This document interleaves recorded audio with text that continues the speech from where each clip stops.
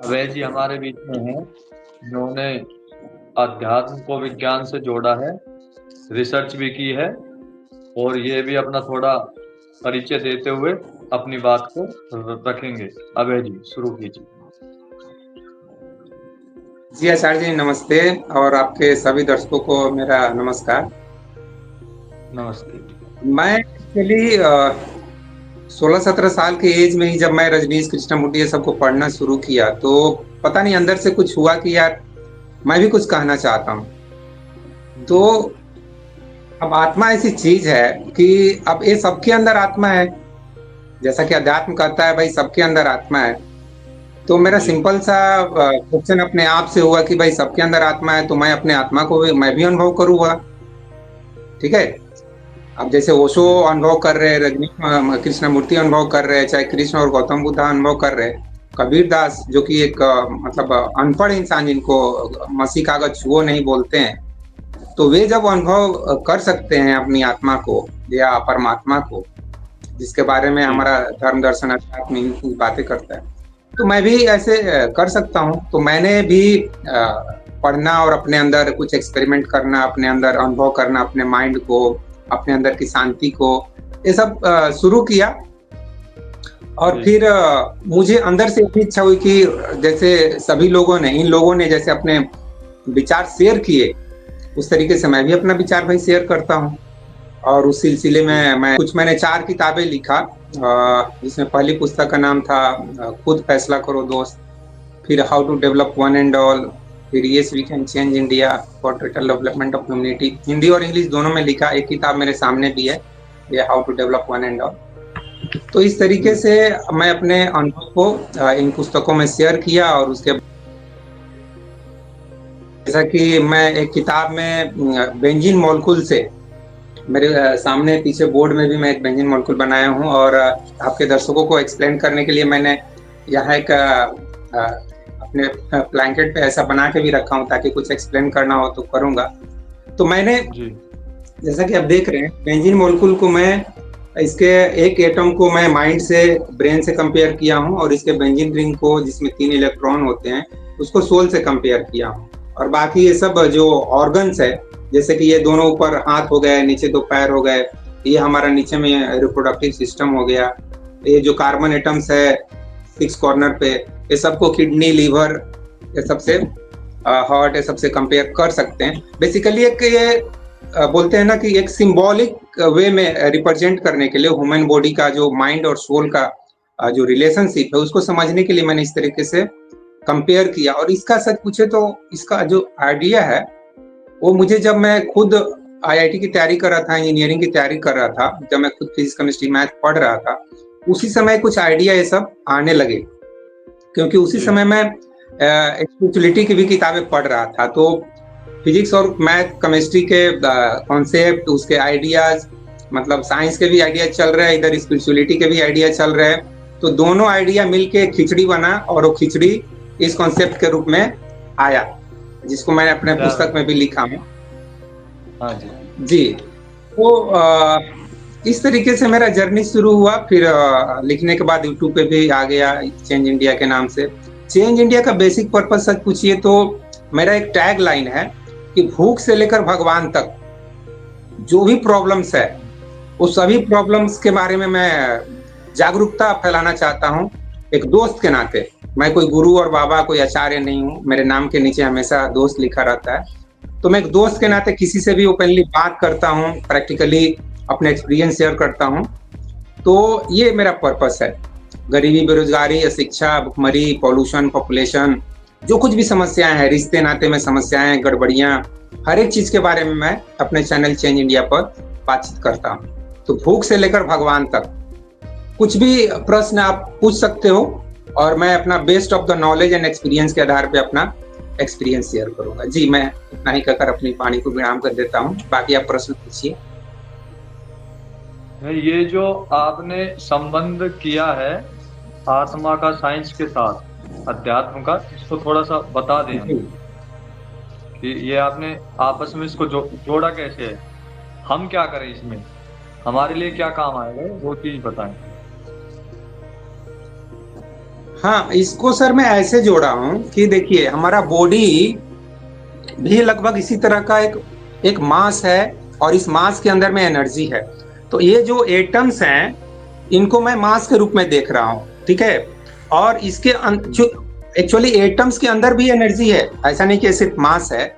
तो एटम्स के अंदर भी एनर्जी है, हमारे पूरे बॉडी में एनर्जी है। ये जो मैं हाथ दिखा रहा हूँ, अपना पूरा शरीर दिखा रहा हूँ, ये पूरा शरीर का एक एक सेल एटम से बना हुआ है। ये सब हम जानते हैं, जो भी साइंस पढ़े लिखे लोग हैं वो सब जानते हैं। तो हर एक पार्ट में, हर एक सेल में एनर्जी है, हर एक सेल एटम से बना हुआ है। तो इस बॉडी के अंदर जो आत्मा है, उस आत्मा को मैं जैसा कि अध्यात्म की किताबें भी मैंने जो पढ़ी, तो वहां पे मुझे ये बताया गया कि जो हम अपने अंदर जो शांति अनुभव करते हैं, वही शांति हमारी आत्मा है। मतलब हमारी आत्मा का जो बेसिक प्रॉपर्टी है वो शांति है, इनर पीसफुलनेस है, या साक्षी भाव है, वाचफुलनेस, इस तरीके का शब्द आप देखेंगे अध्यात्म में प्रयोग करते हुए। तो उसी शांति को मुझे लगा इस बेंजीन मॉलिक्यूल से बहुत ही क्लियरली हम एक्सप्लेन कर सकते हैं कि ये जो बेंजीन रिंग है, इस बेंजीन रिंग के अंदर भी स्पेस है, शांति है। और जब हम इस माइंड में जो कि हमारे अंदर विचार चलते रहते हैं, पास्ट प्रेजेंट फ्यूचर के, चाहे वो खुशी और गम के विचार हों, चाहे कोई परेशानी हो, चाहे कोई अच्छा मोमेंट हो, हैप्पीनेस का हो, चाहे शौरों का, इसी तरह के मोमेंट चलते रहते हैं, या कुछ प्लानिंग चलते रहता है, कुछ ड्रीम चलते रहते, कुछ डिजायर चलते रहे, और हमारे माइंड में तो और कुछ चलता नहीं है। चाहे वो पैसा का हो, पावर का हो, प्रेस्टीज का हो, कुछ रिलेशनशिप में अप डाउन हुए हैं वो सब हो, तो ये सब चलते रहते हैं। या शेयर मार्केट में हम इंटरेस्टेड हो तो वो सब चलते रहेंगे। तो जो कुछ भी हमारे ब्रेन में चलता है, उसको एक यहाँ पर जो एटम है, ऊपर का एटम, इस एटम से रिप्रेजेंट किया हूँ कि ये हमारा ब्रेन है। और इस ब्रेन में जो भी एनर्जी मूवमेंट हो रहा है, देखिए इस ब्रेन में actually not only audio video और माइंड और थिंकिंग चल रहा है, बल्कि उसके अलावा इस ब्रेन के थ्रू हमारा पूरा बॉडी का भी कंट्रोलिंग चल रहा है। मतलब बायोलॉजिकल जो भी एक्टिविटी है, वो भी एक्टिविटी का कंट्रोलिंग यहाँ से चल रहा है। लेकिन मेरा इस कॉन्सेप्ट के हिसाब से जो हमारे बॉडी में जो कुछ भी एक्टिविटी चल रहा है, चाहे वो बायोलॉजिकल हो, चाहे वो हमारे ब्रेन में जो कुछ भी थिंकिंग चल रहा है, वो सब भी, वो सबको बेसिकली मैं कहता हूँ हमारा सोल, ये जो बेंजीन रिंग है, ये बेंजीन रिंग कंट्रोल करता है। इस बेंजीन रिंग का भी एक पार्ट है या हमारा माइंड। मतलब हमारे ब्रेन में जो कुछ भी थिंकिंग चल रहा है, वो थिंकिंग भी हमारे सोल का एक पार्ट में चल रहा है। समझ गए ना मैं क्या कहना चाह रहा हूँ? तो बेसिक जो कंट्रोलर है वो हमारा सोल है, ना कि हमारा ब्रेन है या माइंड है। तो इस तरीके से मैं इस मॉलिक्यूल को हमारे बॉडी के रूप में देखता हूँ। जी, आप भी एक आचार्य हैं, आपको भी इस चीज का अनुभव हुआ होगा, तो आप भी इस बारे में कमेंट कर सकते हैं कि मैं अगर कुछ गलत बातचीत कर रहा हूँ इस कॉन्सेप्ट के माध्यम से, तो आप मुझे क्रॉस क्वेश्चन कर सकते हैं। जी आचार्य जी। जी, और कुछ या यहीं तक कहना था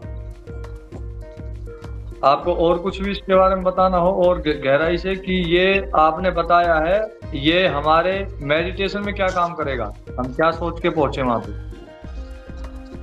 हाँ, वेरी गुड। मेडिटेशन में आप भी बैठते होंगे।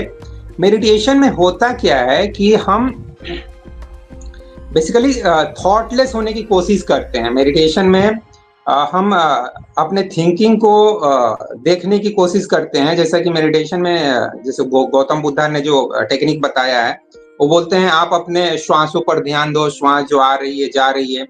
तो वो श्वास पे आने जाने को देखने का बेसिकली पर्पस ये है कि आपके माइंड में जो कुछ भी चल रहा है, आपका ध्यान वहां से हट के आपके सांसों, और सांस पर जब जाएगा तो सांस में कोई थिंकिंग नहीं है। सांस एक हवा है जो नाक से जा रही है और नाक से बाहर निकल रही है।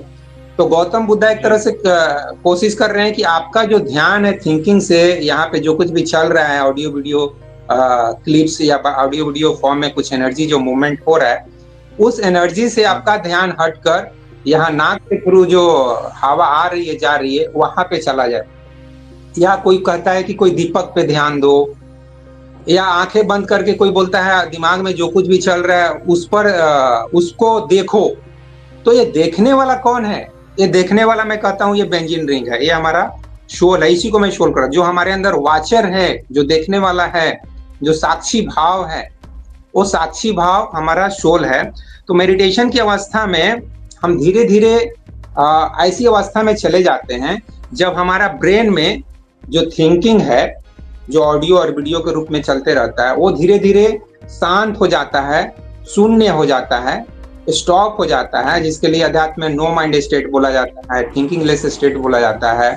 तो उस स्टेट में हम जब चले जाते हैं तो वही स्टेट हो जाता है मेडिटेशन या ध्यान की अवस्था। या उस अवस्था में अगर बहुत ज्यादा देर तक आप बैठते हैं, लाइक आधा घंटा बैठ गए या 1 घंटा बैठ गए, तो मैं उस अवस्था को समाधि की अवस्था कहते हैं, जिस अवस्था में आप अपने अंदर एक पूरे यूनिवर्स के साथ, मतलब आपके चारों तरफ जो कुछ भी है, उस शांति के साथ आप एक एकत्व के भावना फील करते हैं, एक इंटीग्रेशन का भावना फील करते हैं। उस इंटीग्रेशन के लिए हिंदी में वननेस, इंग्लिश में वननेस शब्द है, हिंदी में आई थिंक एकत्व में शब्द दे रहा हूँ। तो इस तरह का आपके अंदर एक फीलिंग आता है समाधि की अवस्था में। और उस अवस्था में बैठने से ये भी मैं कहूंगा कि आपके अंदर एक नेचुरल अवेयरनेस आता है, एक नेचुरल समझ आता है, एक आपके लाइफ में एक स्थिरता आती है, एक सेंसिबिलिटी आती है। मतलब एक आप अपने लाइफ को बेहतर तरीके से जी सकते हैं। उस अवस्था में जाने के बाद आपके अंदर जो समझदारी पैदा होती है, उस समझदारी का ऐसा प्रभाव होता है कि आप फिर किसी के साथ झूठ बोलना आपको अच्छा नहीं लगेगा, किसी के साथ कुछ गलत करना अच्छा नहीं लगेगा, कुछ भी। जैसे कि ये लोग जो गौतम बुद्ध हुए, चाहे और भी जो व्यक्ति हुए, महावीर हुए, ये लोग कुछ कमांड दिए हैं, चाहे मोहम्मद साहब कुछ कमांड दिए हैं, चाहे जीसस साहब कुछ कमांड दिए, साहब मैं बोल रहा हूँ, साहब नहीं बोलना चाहिए, जीसस जी कुछ कमांड दिए हैं। तो ये लोग कमांड क्या दिए हैं? जैसे कि झूठ मत बोलो, चोरी मत करो, व्यभिचार मत करो, मतलब जो कुछ भी हमारे समाज में जिसको गलत समझा जाता है, या दारू शराब मत पियो। तो ये सब जो चीजें बोला गया है, वो चीज आप नेचुरली वैसा जीने लगते हो जीवन। फिर उस समय आपको झूठ बोलना अच्छा नहीं लगेगा, आपको ये दारू पीना अच्छा नहीं लगेगा, किसी को चीट करना अच्छा नहीं लगेगा। तो नेचुरली आप वैसे जिंदगी जीने लगते हैं। ये प्रभाव होता है उस अवस्था में जाने के बाद। जी जी जी, बहुत बहुत धन्यवाद आपका। अब यदि कोई जुड़ना चाहता है हमारे साथ, तो मैंने लिंक भेजा है, उसमें जुड़ करके अपना प्रश्न आप पूछ सकते हैं। और जब तक कोई नहीं जुड़ता तब तक मैं आपसे थोड़ी बातचीत करता हूँ। एक तो आपने कबीर जी को अनपढ़ बताया, तो अनपढ़ शब्द को थोड़ा परिभाषित करें कि किस आधार पर अनपढ़ हुए। अनपढ़ तो उसको कहते हैं मंदबुद्धि को। जी जी जी देखिए, कबीर दास को मैं संभवतः जितने भी इस धरती पे आध्यात्मिक या धार्मिक व्यक्ति पैदा हुए हैं, उन सब में सबसे ज्यादा मैं प्यार करता हूँ, सबसे ज्यादा प्यार करता हूँ। मैं बोल रहा हूँ, इस चीज पे ध्यान दीजिए, सबसे ज्यादा मैं उनको रिस्पेक्ट करता हूँ। और कारण यही है कि वो बहुत ही ऑर्डिनरी बंदा है, बहुत ही ऑर्डिनरी व्यक्ति हैं, बहुत ही ऑर्डिनरी लाइफ स्टाइल उनकी है।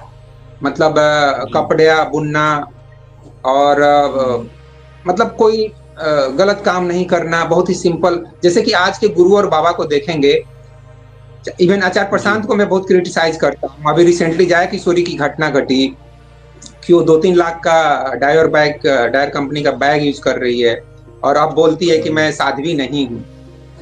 तो सभी गुरु को देख लीजिए, हमारे देश में जितने भी गुरु हैं, सभी कोशिश कर रहे हैं बहुत सारा पैसा कमाएं, बहुत सारा वेल्थ कमाएं और बहुत एक लग्जरियस लाइफ जिए। और ये लोग जब बात करते हैं सिंपल लाइफ की और हाई थिंकिंग की, तो इनके कथनी और करनी में कितना फर्क है। मैं बिल्कुल भी इसी कारण इन सबको मैं बहुत ही ज्यादा क्रिटिसाइज करता हूँ। और इसी संदर्भ में आप कबीर दास को देख, इवन रजनीश को भी मैं क्रिटिसाइज करता हूँ। यार, रजनीश जैसा व्यक्ति गौतम बुद्धा के बारे में बात करने लायक नहीं है। गांधी जी बात कर सकते हैं क्योंकि वो सिंपल लाइफ जिए, तुम कैसे बात कर सकते हो? इवन आचार्य प्रशांत को ही बोलता हूँ, तुम कैसे बात कर सकते हो गौतम बुद्धा और कबीर दास के बारे में? कबीर दास के बारे में वही बात कर सकता है जो सिंपल लाइफ जीता है, वैसा लाइफ जीता है जो मतलब सिंपल लाइफ और हाई थिंकिंग, कबीर दास के जैसा। तो कबीरदास को मैं अनपढ़ इस संदर्भ में कह रहा हूं कि उनके पास कोई किताबी ज्ञान नहीं था। अब जैसे कि मैं यहाँ पे आपको एक साइंस और स्पिरिचुअलिटी को कनेक्ट करके एक ह्यूमन बॉडी को एक बेंजिन मॉलिक्यूल से कंपेयर कर रहा हूँ। कबीरदास को आप बोलोगे कि ऐसे कंपेयर कर दो, तो कबीरदास नहीं कंपेयर कर पाएंगे, उनको ये सब का नॉलेज नहीं था। वो बल्कि पढ़े, वो तो खुद उनका स्टेटमेंट है ना कि मसीह कागज छुओ नहीं, मैंने कागज कॉपी छुआ नहीं, मैं स्याही छुआ नहीं, मैंने कुछ लिखा पढ़ा नहीं। ये उनका स्टेटमेंट है, मैं थोड़ी जो बोल रहा हूँ ये उनका स्टेटमेंट है। तो होता क्या है ऐसे व्यक्ति के साथ कि उनके माइंड में जो ऊपर ये इस एटम से तुलना किया हूं ब्रेन का, उनके माइंड में ये सब नॉलेज नहीं है। क्योंकि कबीरदास कुछ 500 साल या 600 साल पहले पैदा हुए, 500 आई थिंक अप्रोक्स।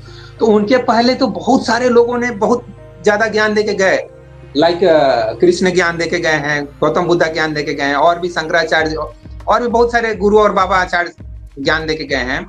तो उन्होंने शायद किसी के भी ज्ञान को इतना ज्यादा पढ़ा तो नहीं होगा, जो कुछ भी होगा वो सुना ही होगा। शायद उनके कोई गुरु थे, रामानंद सागर उनका कुछ नाम था, मुझे नाम याद नहीं आ रहा ठीक से। तो उन्होंने कुछ सुनाया होगा, लेकिन ये खुद किताब रख के किसी का किताब पढ़ना ये सब वो नहीं किए हैं। किताब लिखना तो दूर की बात है, वो पढ़े भी नहीं है। तो इस संदर्भ में वो खुद चूंकि बोल रहे हैं कि मैं अनपढ़ हूं, तो मैं इसलिए अनपढ़ उनको बोल दिया। बाकी भले ही उनके माइंड में नॉलेज नहीं है, लेकिन उनके सोल में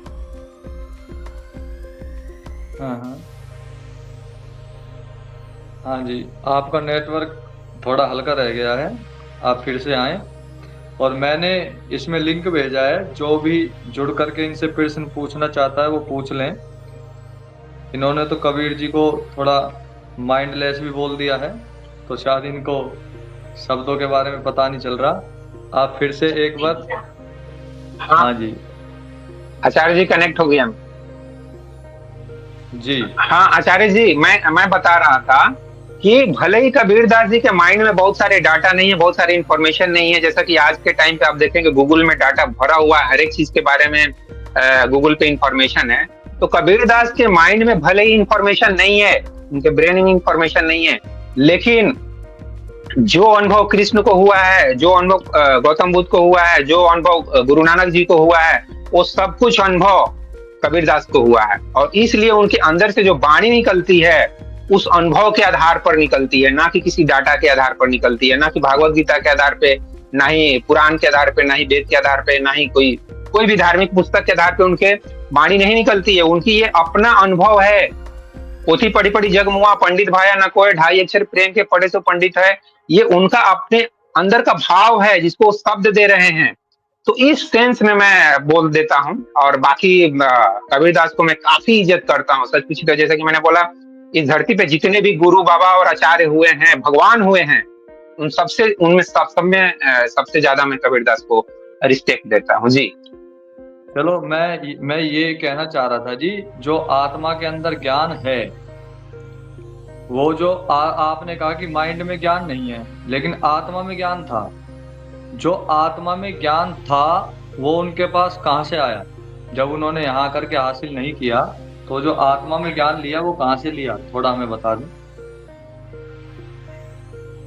जी जी जी आचार्य जी, एक्चुअली हुआ यूं होगा कि देखिए, रामानंद चाहे उस समय के जो भी गुरु होंगे, चाहे उन्होंने लाइफ को जिस तरीके से देखा होगा, क्योंकि लाइफ से भी तो हम बहुत सारा चीज सीखते हैं। ये जाति धर्म की बातें, ये बड़ा है, ये छोटा है, हम ये जाति छोटा है, ये क्षुद्र जाति है, ब्राह्मण जाति है, तो इन सब चीजों को वो बहुत ही एक मिनट, आप बात को लंबी मत करा करो। मैं ये कह रहा हूँ कि अगर लाइफ से ही सब कुछ सीख रहे हैं तो फिर मेडिटेशन की तो आवश्यकता रही नहीं।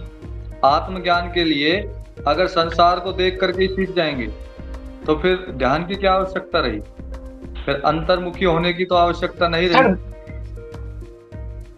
नहीं, ध्यान की अवस्था का ये फायदा होता है कि आपके अंदर जो शांति बढ़ती है, आपकी एनर्जी जो क्रिस्टलाइज होती है, सांद्रित होती है, उस सांद्रण से, उस कंसंट्रेशन से आपके अंदर एक नेचुरल अवेयरनेस क्रिएट होता है, और वही क्रिएट कबीरदास के अंदर हुआ है। इसलिए मैं ध्यान को महत्व देता हूँ जी। चलो मैं आपकी बात को अपनी तरफ से करता हूँ पूरा, कि जो कबीर जी की आत्मा में ज्ञान था वो उनका पिछले जन्मों के आधार पर था, और जो पिछले जन्मों में उनके साथ सूक्ष्म शरीर आया है ना, मन बुद्धि अहंकार, उसी के अंदर वो ज्ञान जी था। जी मतलब उनकी बुद्धि इतनी तीव्र थी कि वो हल्की सी झलक देख करके बहुत कुछ सीख जाते थे। तो ये आपका कहना कि उनका माइंड नॉलेज लेस था, ऐसा नहीं है।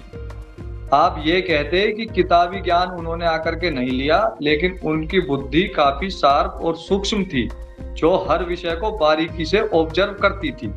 तो यहाँ पर उनकी बात अब ठीक हो गई, ये प्रश्न अपना यहाँ पे ठीक हो गया। आप मेरी बात से सहमत हैं तो इसको हम ठीक करते हैं, नहीं तो और कुछ आप मुझे बता सकते हैं। और अगला मैं प्रश्न आपकी मैं बात आपसे कर रहा। जी मैं आचार्य जी, मैं आपके इस स्टेटमेंट में बस थोड़ा सा करेक्शन करूंगा कि आत्मा जी में ज्ञान नहीं होता है, या ज्ञान से ज्यादा अच्छा होगा शब्द अनुभव कहना।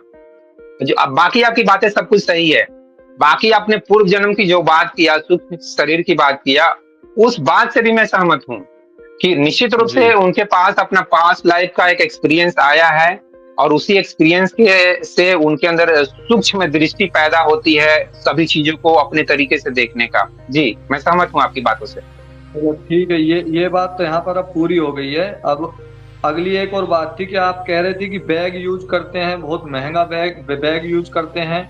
तो ये तो स्वतंत्रता को छीनने वाली बात नहीं हुई कि कोई व्यक्ति, उनकी इच्छा है, उनको अधिकार है कि वो महंगी से महंगी चीज ले या सस्ती से सस्ती चीज ले। अब मैं यदि ये कहूँ कि आप गाड़ियां कम यूज करो लेकिन खुद गाड़ी में चलूं, तो इसका मतलब ये थोड़ी हुआ कि मुझे साधन यूज करने की आवश्यकता नहीं है। अब उनको जो आवश्यकता लगी वो कर रहे हैं, तो इसमें दोष कहाँ है, ये पूछना चाह रहा था। हाँ, दोष इसमें ये है सर कि आप खुद उस चीज को यूज कर रहे हो, खुद भोग विलास वाला जीवन जी रहे हो, लग्जरियस लाइफ जी रहे हो, और दूसरे को आप सिंपल लाइफ जीने के उपदेश दे रहे हो। तो ये हाइपोक्रेसी नहीं हुआ? नहीं, आपने अपनी तरफ से डिसाइड किया कि लाइफ कैसी है। उनकी लाइफ में शांति है और वो शांति की ही लाइफ के लिए बोल रहे हैं। अब जिसके पास 100 रुपए है उससे कहा जाएगा कि 100 रुपए के हिसाब से आप सुख प्राप्त करो, जिसके पास 1000 रुपए उससे कहा जाएगा कि 1000 रुपए के हिसाब से आप सुख प्राप्त करो। तो ये तो सुख प्राप्त करने के अपने अपने ढंग हैं। मजदूर भी सुख प्राप्त करता है, राजा भी सुख प्राप्त करता है। तो सुख प्राप्त तो आंतरिक इच्छा है उसमें। अब राजा सिंहासन पर बैठा है तो आप कह दो कि ये तो गलत बात है, अपनी प्रजा को भी यहाँ पर बैठाओ, ऐसा तो नहीं हो सकता ना। या तो इसका कोई और हमें बात बताएं। तो ये बात तो बैठी नहीं की, ये तो उनकी स्वतंत्रता है। वो किसी को बोल रहे हैं भाई बोलो कोई दिक्कत नहीं है, लेकिन इसका मतलब साधारण लाइफ का मतलब सुख से है। जिसको जहाँ सुख मिल रहा है वो ठीक है। अगर सुख गलत तरीके से है, भाई उन्होंने बैग चोरी करके लिया तो हम माने भाई गलत लिया। अब उन्होंने अपनी इनकम से बैग लिया है, वो उनका अधिकार है, उसमें तो कोई दोष नहीं है ना। तो आप या तो इसको ठीक करें या फिर आप फिर कुछ और कहना चाहते हैं तो वो मुझे बताएं। जी, यहाँ पर मैं ये कहना चाहूंगा कि आप दूसरे को क्या ज्ञान दे रहे हो। दूसरे को मान लो आप कथा सुना रहे हो और उस कथा को सुना के उनसे आप लाखों रुपये ले रहे हो, और उनको कथा में सुना क्या रहे हो कि आपको पैसे से मोह नहीं करना चाहिए, आपको सुख के पीछे नहीं भागना चाहिए। तो ये आप मतलब फिर क्या सुना रहे हो? ऐसे सुना रहे हो और आप खुद वैसा लाइफ नहीं जी रहे हो। लेकिन कबीर दास के लाइफ में ऐसा नहीं है, वो जो लाइफ जी रहे हैं वही चीज बोल भी रहे हैं। कबीर दास जी को तो संत की उपाधि मिल चुकी है, लेकिन आप जिनकी बात कर रहे हैं उन्होंने संत की उपाधि थोड़ी ली है। आप समझो मेरी बात को। किसी को, एक मिनट बात सुनिएगा, किसी को रोहतक जाना है और वो मुझसे रास्ता पूछता है, जी रोहतक का रास्ता क्या है, तो मैं उससे कहूंगा यहाँ से ट्रेन जाती है, आप उसमें बैठ करके रोहतक जाएं। लेकिन मैं खुद जा रहा हूँ गाड़ी से, तो ये थोड़ी कहेगा कि आप खुद गाड़ी से जा रहे हैं, मुझे ट्रेन से भेज दिया। तो ये तो बात गलत होगी ना। अब वो उनकी पर्सनल लाइफ है, वो उस रास्ते पर चले ना चले वो बात अलग है। उन्होंने ये कहा कि मैं भी चलूंगी या फिर मैं चलती हूँ, ऐसा तो नहीं कहा उन्होंने। उन्होंने ये कहा कि ये सैद्धांतिक बातें हैं। अब कोई व्यक्ति किसी को ओलंपिक के लिए तैयार करता है, तो क्या वो स्वयं ओलंपिक खेलता है? नहीं खेलता। कोई भी कोच ऐसा नहीं है जो ओलंपिक जाकर के खेल रहा हो, लेकिन वो तैयार तो कर रहा है ना, वो उसको पता है कि ये रास्ता है, आप अपनाओ, मैं भी अभ्यास में हूं। तो अब कोई अपने पैसे से यदि सामान लेकर के प्रयोग करता है तो वो गृहस्थी है, सांसारिक है, उसका अधिकार है। हाँ, वो छीन झपट करता है तो बात गलत है। तो ये बात अभी भी समझ में नहीं आई। अगर आप ये कहते हो कि कथनी और करनी में अंतर है, उन्होंने ये कहा हो किसी ने भी कि मैं जो है चोरी नहीं करती और चोरी कर ली हो, जैसे कोई ये कहे कि नशा सबके लिए बैन है और वो नशा करता हो, तब तो आप मानो, क्योंकि नशा सार्वभौमिक यूनिवर्सल लॉ है कि ये सबके लिए गलत है। लेकिन किसी वस्तु को खरीदना, अपनी सुख सुविधा के लिए उपयोग में लाना, तो वो तो यूनिवर्सल लॉ में ही है ना कि आप अपनी अपनी इच्छाओं से सुविधाओं को बरतें। इसमें कहाँ दोष आता है?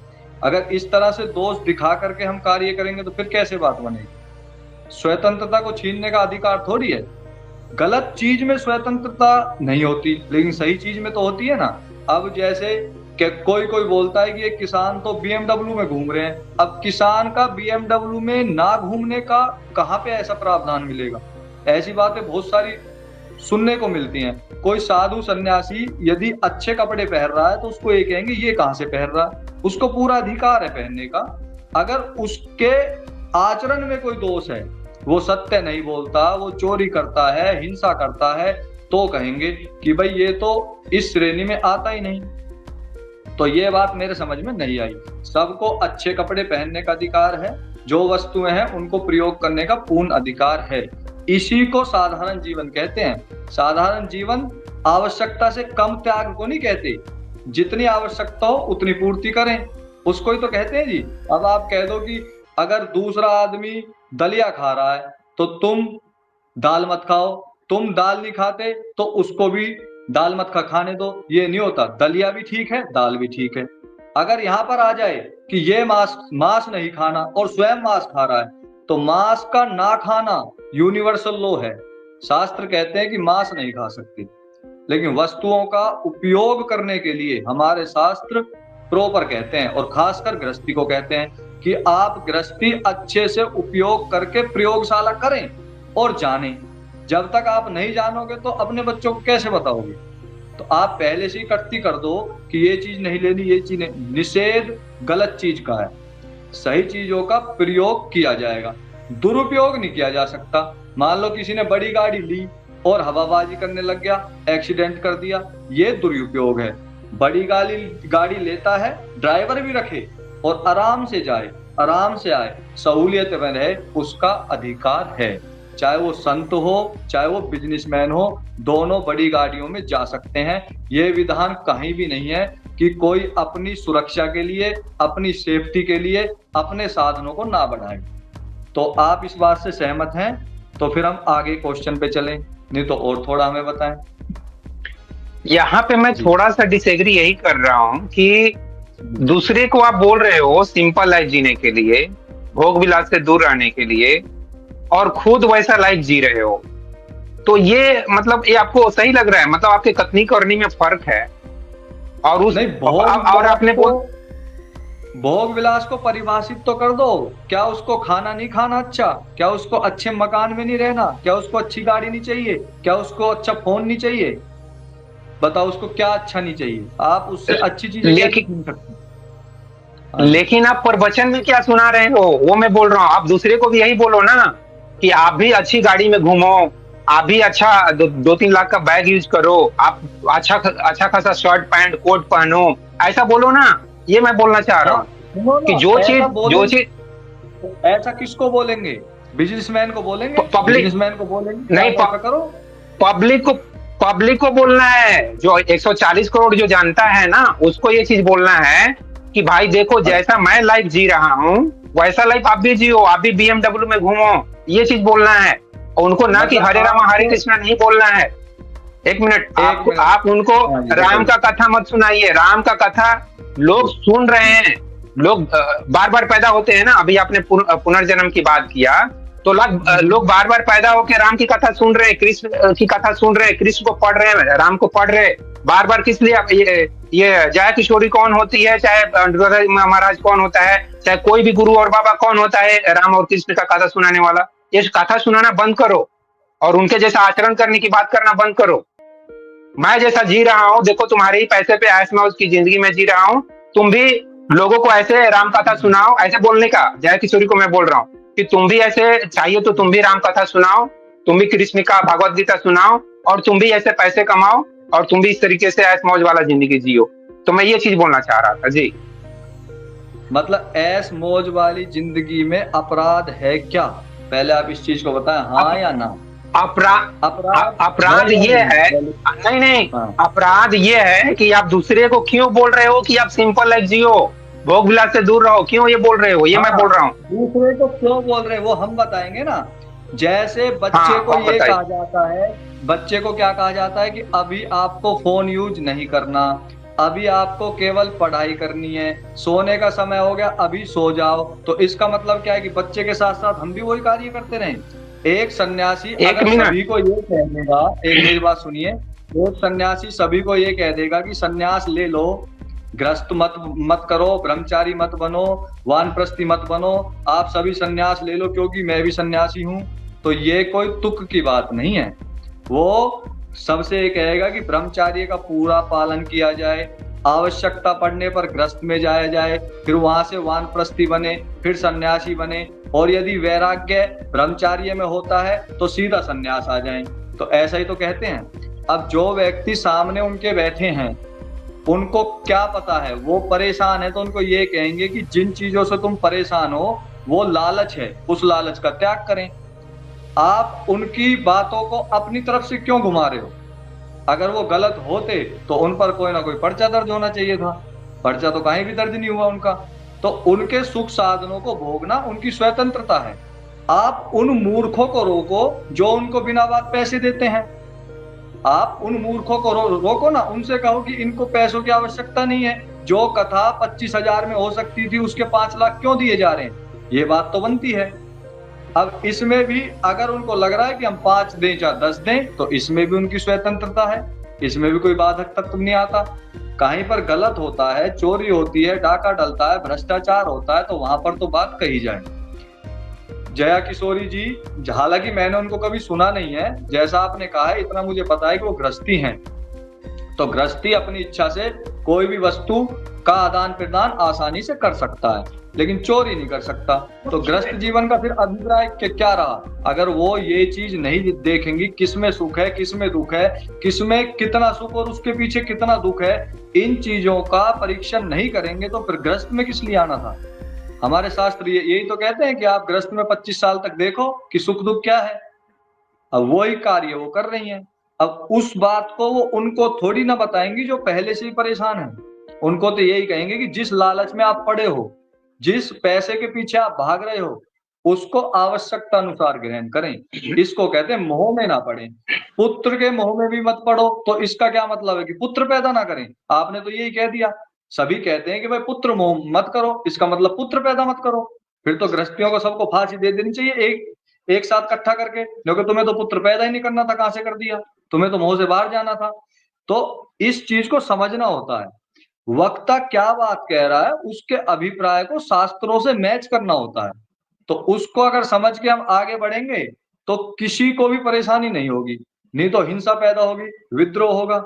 मैंने हालांकि उनकी कोई वीडियो नहीं सुनी, मैंने तो बस ये कहा कि आपने कहा कि 2 लाख का बैग, ये उनकी पर्सनल बात थी, उस पर हमें बात नहीं करनी चाहिए थी। हाँ, यदि वो ये कहें देखो वक्ता कहती है चोरी नहीं करनी और देखो जाकर के चोरी कर ली, जिसका वेदों में निषेध है उसको चाहे वक्ता करे चाहे सुनने वाला करे, उसको तो रोका ही रोका जाएगा। और जिसका निषेध नहीं है, जिसमें स्वतंत्र है, जब मुझे पता चलेगा कि इस पेन में दुख है तभी तो इसको छोड़ूंगा, आपके कहने से थोड़ी छोड़ूंगा। हो सकता है ये पेन आपके लिए दुख पैदा करता हो, जिसको लिखना नहीं आएगा उसके लिए ये पेन दुख देगा, जिसको लिखना आएगा उसके लिए सुख देगा, और जिसका हाथ ही नहीं है उसको ना ये दुख देगा ना ये सुख देगा। तो एक वस्तु 3 अवस्थाओं में चली जाती है। तो आप मेरी इस बात को थोड़ा समझें और बाद में भी विचार करें, फिर आप मुझे बताएं। और अगला प्रश्न, जो कोई भी आना चाहता है, मैंने लिंक भेज दिया है कमेंट बॉक्स में, आप वहां से ज्वाइन करके आ जाएं, ताकि आप भी सीधा प्रश्न पूछ सकें, और नहीं तो आप कमेंट भी कर सकते हैं, मैं देख रहा हूं। एक कमेंट आया है कि कथनी और करनी में फर्क तो नहीं होना चाहिए आचार्य जी। बिल्कुल सही बात है, कथनी और करनी में फर्क नहीं होना चाहिए। लेकिन बहन जी, अगर कोई व्यक्ति किसी आर्मी को तैयार करे या फिर किसी स्पोर्ट्समैन को तैयार करे कि आपको ओलंपिक में इस तरह से परफॉर्मेंस करनी है, तो वो स्वयं ओलंपिक थोड़ी खेल पाएगा। उसकी क्षमता ओलंपिक की नहीं है, तो क्या वो आगे ओलंपिक के लिए तैयार ना करे बच्चों को? करेगा। तो जया किशोरी जी की इतनी क्षमता नहीं है कि वो समाधि अवस्था में पहुंच सके, तो इसका मतलब ये नहीं है कि समाधि के बारे में वो ना बताएं। ऐसा कहना गलत है। हम अपने हिसाब से आवश्यकता से अधिक अपना गला नहीं घोट सकते। किसी व्यक्ति को 10 रोटी खाने की आदत है, आप क्या कहोगे उससे? 1 रोटी खाओ सिर्फ, ये अत्याचार हो जाएगा। आप कहोगे भाई 8 कर दे, फिर 7 दिन बाद अब 6 कर दे, धीरे धीरे उसको 1 रोटी पे लाओगे। तो इसी प्रकार से कार्य होता है। अब वो यदि गलत होंगी तो जहां पर सिद्ध होगा तो वहां पर उनको गलत बता देंगे। अभी तो वो गलत मुझे तो दिख नहीं रहे। तर्क वर्सेज वितर्क दोनों अच्छे विज्ञान वर्धक हैं। अच्छा जी, धन्यवाद आपका। और कोई भी क्वेश्चन करना चाहे तो कर सकते हैं, और वो जुड़ भी सकते हैं। एक मेरा प्रश्न ये था जी, आपने कहा था कि विचार रहित ध्यान, ये विचार रहित ध्यान, ये चीज समझ में नहीं आई। क्योंकि बिना विचार के तो मृत्यु होती है, बिना विचार के सुषुप्ति होती है, बिना विचार के तो आत्मा की कौन सी अवस्था ध्यान में है जो उसको विचार नहीं आ रहा? वो चीज थोड़ा समझाने का प्रयास करें, क्योंकि इसमें अधिकतर साधक ही हैं। जी जी जी। देखिए, विचार करने की जो प्रवृत्ति होती है, जो थिंकिंग करने का जो टेंडेंसी होता है, जो प्रॉपर्टी बोल सकते हैं, वो हमारे ब्रेन के सेल्स में ही है। हमारे ब्रेन में ही थिंकिंग पैदा होता है। ठीक है। तो ये चीज हमारे सोल में वो चीज नहीं होता है, थिंकिंग करने का, इमेजिनेशन करने का, वो प्रॉपर्टी यहाँ पे नहीं होता है, बेंजिन ड्रिंक में नहीं होता है। तो जब जी आप बेंजिन ड्रिंक की अवस्था में पहुंचते हैं, ध्यान की अवस्था में, समाधि की अवस्था में जब जाते हैं, तो उस जी समय आपका ब्रेन जो फंक्शन थिंकिंग वाला कर रहा है, वो थिंकिंग वाला फंक्शन स्टॉप हो जाता है। तो इस चीज, ऐसे मैं इस चीज को देख रहा हूँ जी। अच्छा जी, ये आपने जो कहा कि ब्रेन के सेल से थिंकिंग होती है, ठीक कहा ना? यही कहा था आपने। हाँ तो ये जो हाँ हाँ। सेल है, कोशिका जो है, वो स्थूल शरीर का भाग है। और जो ध्यान में काम करता है वो सूक्ष्म शरीर, अर्थात मन, हम्म। बुद्धि, अहंकार और चित्त, ये कार्य करते हैं। सूक्ष्म शरीर जो है ध्यान अवस्था में मुख्य रूप से चित्त जी कार्य करता है। चित्त के अंदर तो ये सेल नहीं होता जो स्थूल शरीर में होता है। तो आपने बीच का पोर्शन हटा दिया, वो कहाँ गया? चित्त कहाँ गया? चीत चीत का संबंध यहाँ से है, सोल से, आत्मा से चीत का संबंध, जो अच्छा, आत्मा चैतन्यता से ही बोलते आपने हैं। इसको जोड़ दिया। ठीक ठीक है। तो हाँ। चित्त के और अंदर वहां ही पे विचार उत्पन्न होते हैं। तो फिर तो चित्त के चीत के अंदर ही विचार। हाँ जी। चीत के एक पार्ट, चीत को मान लीजिए कि एक सर्किल है। ठीक है। तो सर्किल के एक पार्ट में थिंकिंग हो रहा है, जब आप थिंकिंग कर रहे हैं तब, या थिंकिंग हाँ अपने हाँ। आप भी होते रहता है। 99% आदमी के माइंड में जो कोई भी ध्यान की अवस्था में या समाधि की अवस्था में नहीं बैठता है, उसके अंदर थिंकिंग अपने आप भी चलते रहता है। कभी भी कुछ भी विचार आ जाएगा, पास्ट का, फ्यूचर का, एक रिलेशनशिप मिनट, का, झगड़े लड़ाई का, वो एक सब कुछ कभी भी आ जाता है। तो ये एक मिनट, माइंड का कोई प्रॉपर्टी है। माइंड जो कोई भी है वो हमारे सोल का एक मेरी बात पार्ट है। ठीक है, आपकी बात बताएं। हाल तो माइंड सोइल का पार्ट नहीं है, वो आत्मा से अलग है। फिर भी चलो कोई बात नहीं, मैं आपको एक चीज बताता हूँ। एक तो कोई भी विचार अपने आप उत्पन्न नहीं होता, योग दर्शन में इसका वर्णन है। कोई भी विचार अपने आप उत्पन्न नहीं होता, सभी विचारों को चेतन शक्ति आत्मा ही उठाती है। दूसरी बात, जो नहीं, मन। हाँ जी, बताइए। मैं आपकी बात से सहमत नहीं हूं। तो बताइए, प्रमाण हमारे ब्रेन बताइए। में, हाँ, हमारे ब्रेन में कोई भी विचार कभी भी आ जाता है भाई। इस ओवर थिंकिंग की जो बात होती है, ओवर थिंकिंग से लोग परेशान है। क्यों परेशान है? उनको कोई विचार पकड़ के खाया जा रहा है, वो चाह रहे हैं कि ये विचार भाई तुम हट, मुझे नहीं चाहिए, बीवी से झगड़ा हुआ है नहीं चाहिए, गर्लफ्रेंड ने छोड़ दी नहीं चाहिए, लेकिन वो विचार हमारे दिमाग को खाया जा रहा है। वही तो है डिप्रेशन, टेंशन और ओवर थिंकिंग। अच्छा तो सुनो, आदमी तो चाह एक रहा है कि मिनट। ना आए, अभी लेकिन वो जबरदस्ती आ रहा है। चलो कोई बात नहीं, मैं आपको बताऊं, अभी जो इस तरह से हाथ आपने हिलाए हैं 5-7 बार, ये आपने हम्म। हिलाए या अपने आप हिलाए? ये मैंने हिलाया है। जैसे पहले ही था हिलाए थे डिट्टो ऐसे ही हिलाना। यदि आपने हिलाए फिर तो दोबारा भी कर सकते हैं, चेंज हो गए हाँ, ऐसे दोबारा भी नहीं कर है। सकते। वैसे नहीं हो सकते अरे दोबारा, ठीक वो है। तो मैं आपको बता रहा। हाँ हाँ, वो तो विचार आप तो क्या। उत्पन्न करते हो लेकिन आपको पता नहीं चल रहा, तो इसका मतलब ये नहीं है कि आप उत्पन्न नहीं कर रहे, उत्पन्न आप ही कर रहे हो उनको। आपके शरीर की कोई भी उठ- वस्तु अपने आप कार्य नहीं कर सकती। अगर आप ये भी कहो ना कि आपका हृदय भी स्वयं कार्य कर रहा है, ऐसा भी नहीं है। बिना किसी चेतना के कोई भी वस्तु कार्य नहीं करेगी। अपनी अपनी ऊर्जा जो उसमें समाहित है वो फिक्स है, वो फिर हटेगी नहीं। जैसे दिल की धड़कन बनना, वो फिक्स नहीं है, अगर वो बंद हो रही है तो इसका मतलब उस धड़कन को चलाने वाला कोई है। ऐसे ही जितने भी विचार उत्पन्न होकर फिर बंद भी हो रहे हैं, तो इसका मतलब उसको चलाने वाला, उत्पन्न करने वाला कोई है। ये प्रमाण शास्त्र कह रहे हैं और इसी को अनुभव भी करते हैं। अब कोई भी विचार ऐसा नहीं है जो मेरे मस्तिष्क में मेरी इजाजत के बिना आता हो। पहले मैं भी यही सोचता था कि अपने आप आते हैं, लेकिन अब जो पहले लाखों हजारों की संख्या में आते थे वो बहुत थोड़े रह गए। इतने विचार मुझे सारा दिन में आते ही नहीं। मेरी तो एक ही धुन ईश्वर की तरफ चलती रहती है। जब भी मेरे पास कोई हो चाहे ना हो, मैं एक धुन में मग्न रहता हूं, तो दूसरा कोई विचार आता नहीं। तो इससे मुझे तो पता चला कि जो योग दर्शन कह रहा है वो ठीक कह रहा है। तो आपने एक चीज बीच में गायब की है, आपने आत्मा को और बुद्धि को एक मान लिया। इसको अस्मिता कहते हैं, जिसकी वजह से रिसर्च में थोड़ी सी दिक्कत आ गई। आप मेरे कहने से, जो मन पार्ट है वो सूक्ष्म शरीर का हिस्सा है और वो हमेशा रहेगा।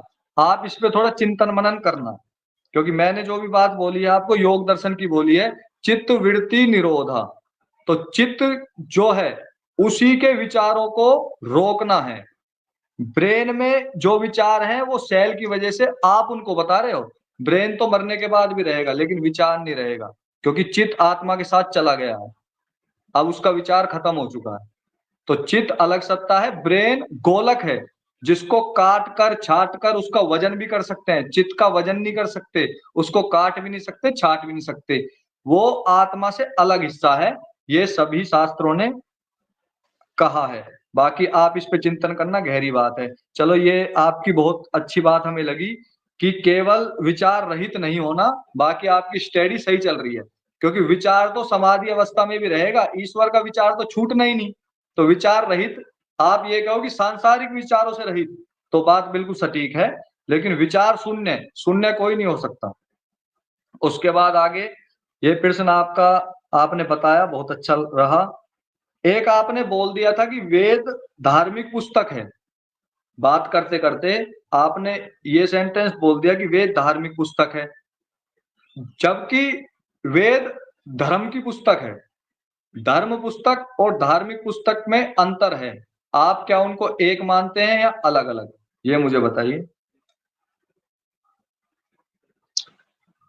जी, मैं इस पे कोई कमेंट नहीं करूंगा। धर्म और धार्मिक में क्या फर्क है आपके हिसाब से आप जानिए, मैं कोई आचार्य नहीं हूँ, और अच्छा ना ही चलो मैं चलो, कोई वेद पुराण इन नहीं। सब ग्रंथों को लाइन बाय लाइन पढ़ी है, तो मैं इस बारे में कमेंट नहीं करूंगा। अच्छा, बाकी इसके पहले जो आपने बताया है ना, अपने आप विचार आते हैं या हम खुद विचार करते हैं तभी वो विचार आते हैं, उस बारे में थोड़ा सा कहूंगा कि जी किसी भी विचार का हमसे कुछ ना कुछ संबंध होता है, और तभी वो विचार हमारे अंदर आते हैं। जैसे कि किसी दोस्त से हमारा अगर मान लीजिए कि कुछ खटपट हुआ, या शेयर मार्केट में हमारा कुछ पैसा लॉस हुआ, या हमको पैसा मिला, तभी उसके बारे में मतलब हमारे लाइफ में कुछ डिस्टरबेंस होगा, तभी वो डिस्टरबेंस हमारे ब्रेन के अंदर आएगा। हाँ, हम अपनी मर्जी से ही शेयर मार्केट में घुसते हैं या कोई रिलेशनशिप में घुसते हैं, तो ये बात ठीक है कि हम ही घुसते हैं, लेकिन वो कुछ ना प्लस माइनस होने से, कुछ डिस्टरबेंस होने से ही उसके विचार हमारे अंदर आते हैं। अपने आप विचार नहीं आते हैं, बाहर से ही विचार आ रहे हैं, कुछ इंसिडेंट हुआ या कुछ एक्शन हुआ उसके बाद ही आते हैं। चलो जी मैं आपको बताता हूँ। वो जो बाहर से विचार आप बता रहे हो, जैसे ही बाहर आपने कुछ देखा तो उससे जो कुछ हमने जाना वो संस्कार चित्त में बना। अब वो संस्कार विचार उत्पन्न करेगा। पुनर्जन्म के संस्कार भी चित्त में रहते हैं, वो भी विचारों को उत्पन्न करते हैं। आप इस चीज को मानते हुए थोड़ा योग दर्शन का अध्ययन कर लें, फिर आप मेरी बात से सहमत होंगे और तभी जाकर के वो अनुभूति भी होगी। जो अनुभूति आप अभी कर रहे हैं वो सतोगुण की अनुभूति आप कर रहे हैं। सतोगुण मतलब आएगा और जाएगा, वो आनंद नहीं है। जैसे आप कहते हैं ना, मैं ध्यान में जाता हूं मुझे बहुत अच्छा सा महसूस होता है, वो सतोगुण है। वो प्रकृति का सुख है जो आपको प्राप्त हो रहा है, इसीलिए वो बार बार गायब हो जाता है। एक आनंद भी छिपा हुआ है, उसके बाद की वो अवस्था आएगी। वो तब आएगी जब आप चित्त और आत्मा को अलग समझ के चित्त को अच्छे से समझ जाओगे कि विचार आप ही उत्पन्न कर रहे हो, तभी वो रुकेंगे। अगर आप उत्पन्न नहीं करोगे तो वो कभी भी नहीं रुकेंगे। ऐसा ही होता है। ये बात तो बिल्कुल ठीक थी। अब ये रोहन ध्यानी जी ने ये शब्द मेरे समझ में नहीं आ रहा, शायद आप इसको पढ़ लेंगे, आ रहा हो तो। ओरा या ऑरा या वाइब। वाइब को किस प्रकार कैरी करते हैं मनुष्य पर, ऐसा लिखा है। ऑरा और वाइब की बात कर रहे हैं। पता नहीं, समझ में नहीं आया ये तो, इनको दोबारा लिख देंगे। ये ऑरा या वाइब की बात कर रहे हैं, मतलब जैसे कि होता है ना, हम बोलते हैं गौतम बुद्ध के हाँ पीछे में कुछ ये आभा मंडल, जिसको हिंदी में आभा मंडल बोलते हैं, या कृष्ण, मतलब हम किसी के पर्सनालिटी से या उसके विचारों से काफी प्रभावित हो जाते हैं, तो उस तरह का एक वाइब क्रिएट हो जाता है, एक आभा मंडल बन जाता है। तो उसको शायद अच्छा ये अच्छा बोलना चाह रहे अच्छा। हैं कि नेक्स्ट नेक्स्ट लाइफ में कैरी फॉरवर्ड होता है क्या, ऐसा कुछ पूछना चाह रहे हैं। पता नहीं, प्रश्न तो मेरे समझ में नहीं आया तो मैं जबरदस्ती क्या बता दूं। और विनीता बहन जी ने लिखा है, विचार रहित अवस्था तो मृत्यु अवस्था है। हाँ जी हाँ, बिल्कुल। जब शरीर को त्याग देंगे तभी विचार रहित होता है। ऐसे पहले भी कहते थे कि समाधि अवस्था में शरीर की आवश्यकता नहीं होती। बिना शरीर के समाधि लग ही नहीं सकती। अगर शरीर को स्थिर नहीं किया जाएगा, आसन में सिद्धि नहीं प्राप्त होगी तो समाधि कैसे लगेगी। अगर शरीर में हल्की सी भी हलचल है तो वो धारणा है, वो ध्यान भी नहीं है। समाधि तो बहुत दूर की बात हो जाती है। आप बहन जी इस बात को ठीक कह रहे हैं, बिल्कुल ठीक है। और यदि कोई प्रश्न पूछना चाहता है तो इनसे पूछिएगा, क्योंकि इनकी स्टडी बहुत अच्छी रही है। उससे आंतरिक अपनी इंद्रियों को अंतर्मुखी करने में बिल्कुल कारगर इनकी अवस्था है। साधारण व्यक्ति भी अगर ये विचार करेगा, ये जो बाहर के विचार जो थॉट हैं, वो जब हम अंदर की तरफ झांकना शुरू कर देते हैं तो वो कुछ अवस्था तक स्थिर हो जाते हैं। अर्थात इनको उसमें सुख प्राप्त होता है तो इनको ऐसा लगता है कि सारे विचार रुक गए। लेकिन जिस विचार से सुख प्राप्त हो रहा है वो विचार बना हुआ है। तो कोई नहीं, जब कोई अपना बिल्कुल खास होता है तो ऐसा लगता है कि हम दोनों एक ही हैं। तो ऐसा ही इनका उत्तम विचार इनको ऐसा महसूस कराता है कि अब कुछ शेष नहीं है, ये विचार नहीं है, सुख है। तो ऐसा हो जाता है। तो ये आगे इस पर काम करेंगे। इन्होंने कहा है कि इस नहीं पर भी आगे काम अच्छा, होगा। जी। आचार्य आचार्य जी, मैं आपके इस वक्तव्य से या विनीता सिंह जो लिखी हैं उनसे सहमत नहीं हूँ। मैं बार बार इस चीज को बोलूंगा कि हमारा ब्रेन का प्रॉपर्टी होता है थिंकिंग करना, ऑडियो वीडियो जो क्लिप्स चलते हैं या कंटिन्यू विचार चल रहे हैं, ये इसका अच्छा प्रॉपर्टी है चलो ब्रेन कोई का। बात नहीं। और इस तरह का जो आप मुझे और आप मुझे और भी थोड़ा बताओगे। आप आंखों से, ये जो आंखें आपकी हैं इनसे ही देखते हो जी, आप? हाँ तो आंखें बंद करके क्या आप कोई दृश्य नहीं देखते? आंखें बंद करके कुछ नहीं दिखा आंखें आपको? बंद करके आंखें बंद करके मैं अपने आप को ही अगर कोई आ गया विचार तो उसको देख सकता हूँ, या अपने आप देख रहे कोई हो ना वीडियो क्लिप्स आ गया, हाँ तो वो आ श्रीमान गया जी, तो वही तो मैं देखूंगा। कह रहा हूँ। तो वो दृष्टि कहाँ से आ गई? क्योंकि ये गोलक आंख नहीं है। ये आंख के गोलक बाहर की चीज को दिखाएंगे। जैसे चश्मा इन गोलकों में जुड़ करके और अच्छे से दिखा रहा है, ये गोलक ही है। ऐसे ही आप वाणी से बोलते हैं, और बिना वाणी के जो अंदर अंदर बातें कर रहे हैं वो कैसे कर रहे हैं? वो वाणी तो है जो अंदर बात कर रही है, किसी दूसरे को बताने के लिए जीव की आवश्यकता पड़ेगी, स्वयं को थोड़ी। आप इस पर विचार करें, मैं शास्त्रों की बातें कर रहा हूं और अनुभव जितना हुआ वो आपको बता रहा हूं। बाकी आप नहीं मानते वो बात अलग है। आप सिद्ध भी तो नहीं कर रहे कि मैं इसलिए नहीं मानता।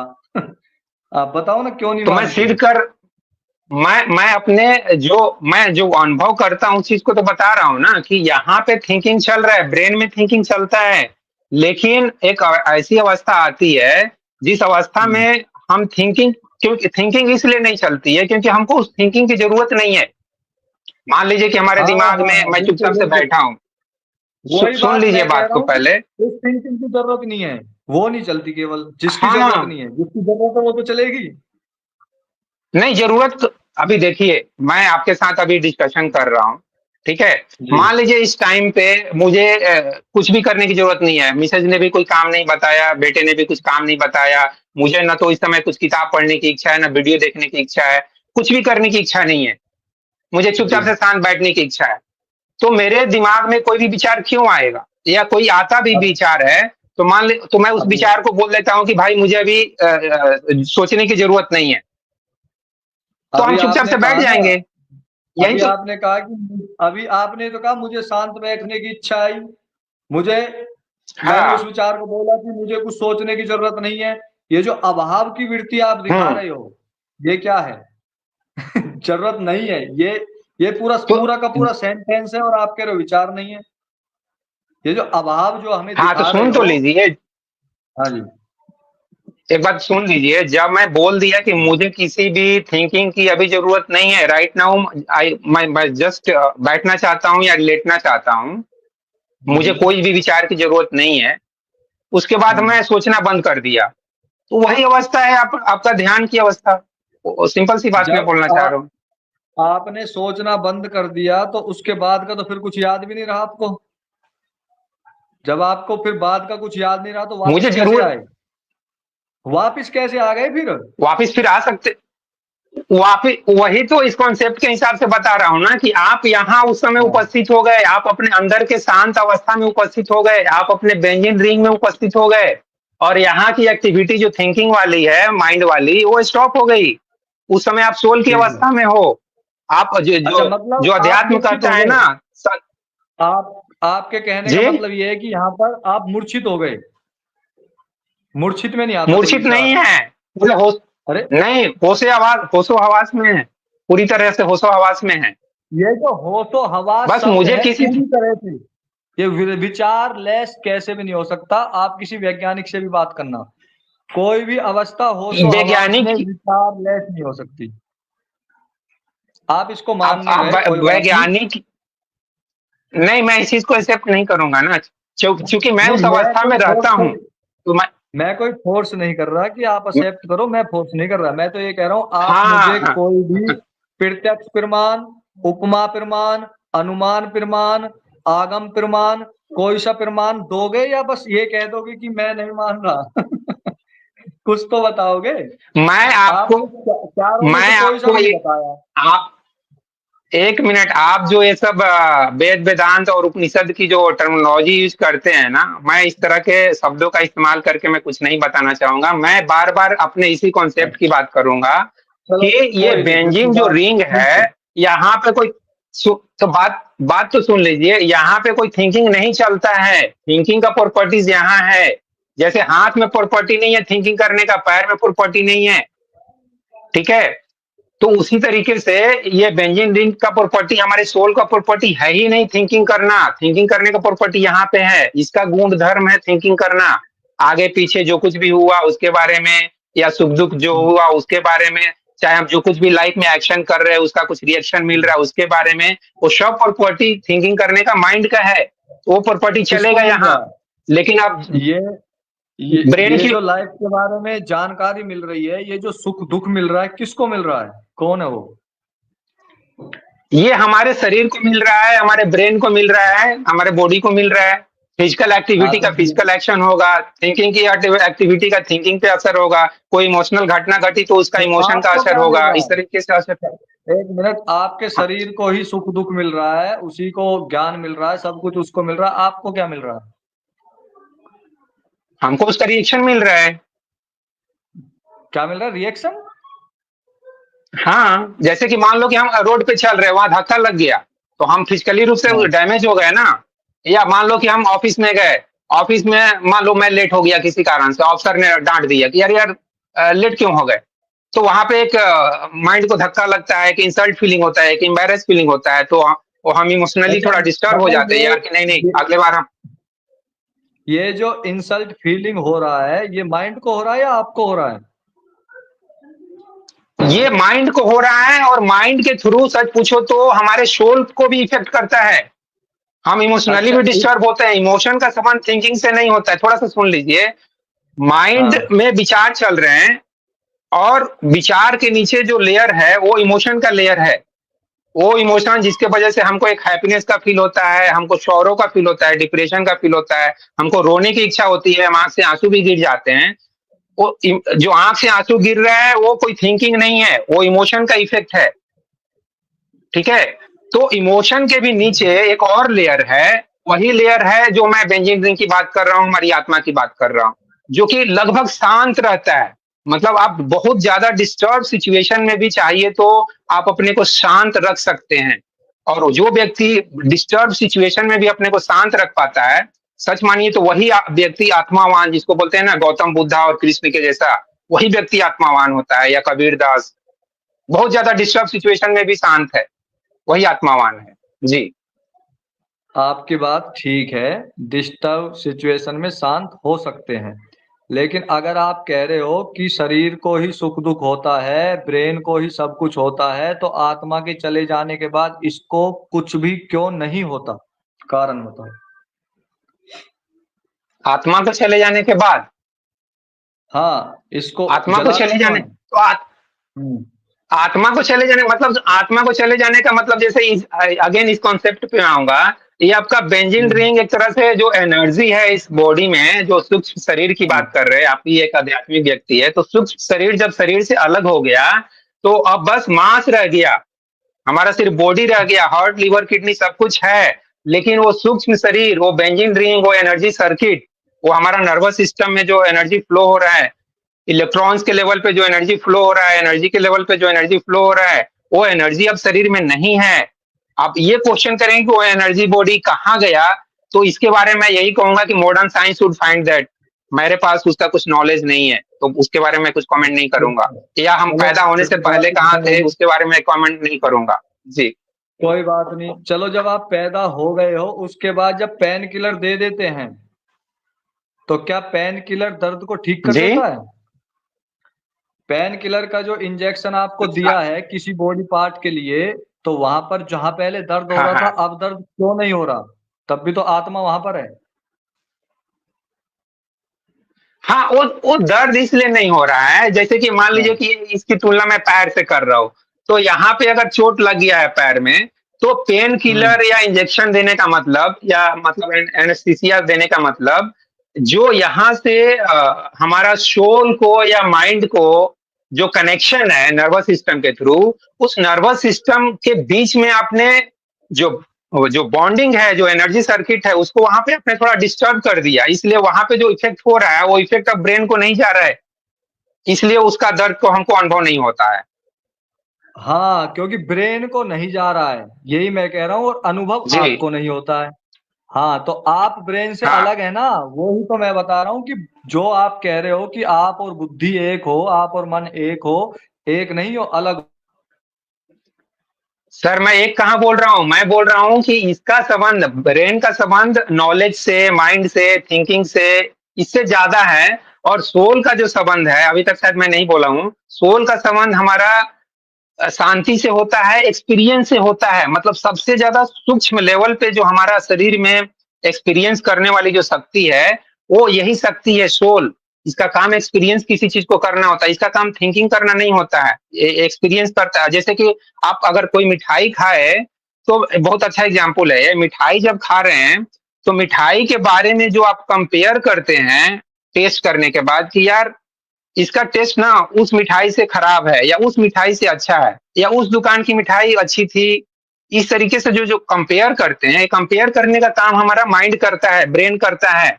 सोल क्या करता है, जब आप मुंह में रसगुल्ला डाले तो उस रसगुल्ले का जो टेस्ट है, जो फ्लेवर है उसमें, या किशमिश इलायची ऐसा कुछ डाला हुआ है, तो उस चीज को जो आप टेस्ट कर रहे हो, जो एक्सपीरियंस कर रहे हो, उस एक्सपीरियंस करने का काम हमारा सोल करता है। तो आई थिंक इस ये जो कंपेरिजन है ये बहुत अच्छा है हमारे सोल के, हमारे माइंड को, एक्टिविटी को समझने के लिए। जी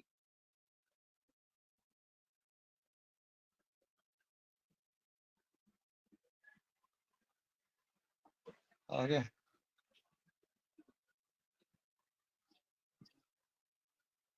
आ गया मैं। शांत बैठने की, हाँ आप जी।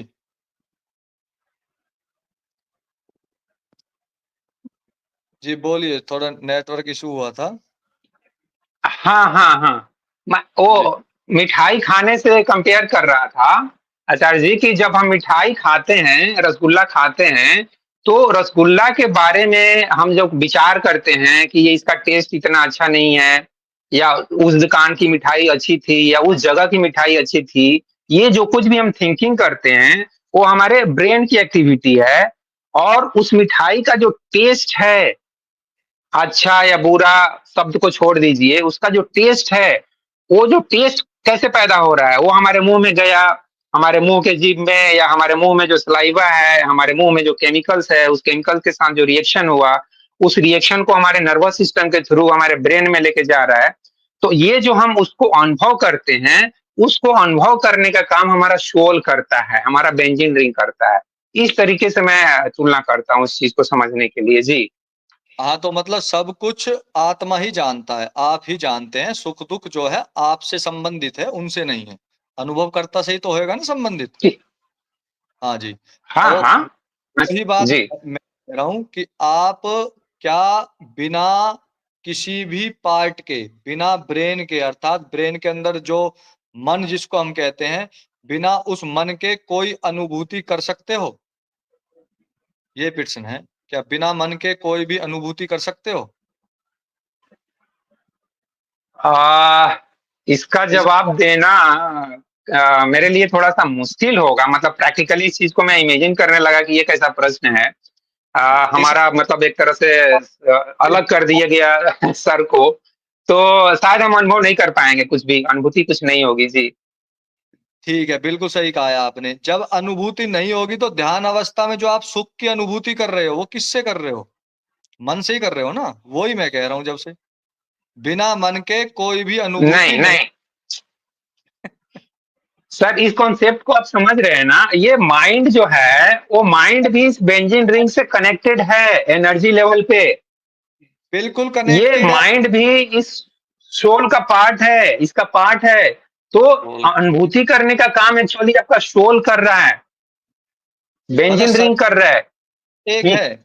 मुझे बताए, शरीर और आत्मा एक है? जी नहीं, शरीर। ये दोनों एक नहीं है। माइंड और सोल एक ही चीज नहीं है। अभी तो आपने कहा था कि माइंड सोल का पार्ट है। वही तो मैं कह रहा हूँ, वो इसका पार्ट नहीं है। सोल का आपने बीच का हिस्सा गायब कर दिया। मैं पार्ट आपसे बोल रहा हूं। मैं पार्ट। किसको कहते हैं? हिस्से को ही तो पार्ट बोलते हैं। सुनो मेरी बात। नहीं, एक इसका इसका एक पार्ट है, जैसे हमारा शरीर का ब्रेन पार्ट है ना, हाथ पार्ट है ना, इस तरीके से मैं बोल रहा हूँ कि एनर्जी लेवल पे जो हमारा ये एनर्जी बॉडी है, हमारा जो सोल है, इसका एक पार्ट है माइंड, जहाँ पे थिंकिंग चलता है। ये ऐसे मैं बात कर रहा हूँ। जी हाँ, वही मैं कह रहा हूँ कि उसका पार्ट नहीं है। आत्मा का कोई भी पार्ट नहीं होता। वो अकेली चेतन सत्ता है। उसके साथ जो जुड़े हुए हैं वो शरीर है। सूक्ष्म शरीर को आप उसका पार्ट मत बताओ। वही तो मैं कह रहा हूँ, अस्मिता इसको बोलते हैं। दोनों को एक समझ लेना। आप जब तक इसको एक अच्छा समझो, तब तक आंसर कैसे दोगे बताओ? एक एक बार आप ये कह रहे हो, आचार्य अनुभूति आत्मा आचार्य को जी होती है। हाँ जी।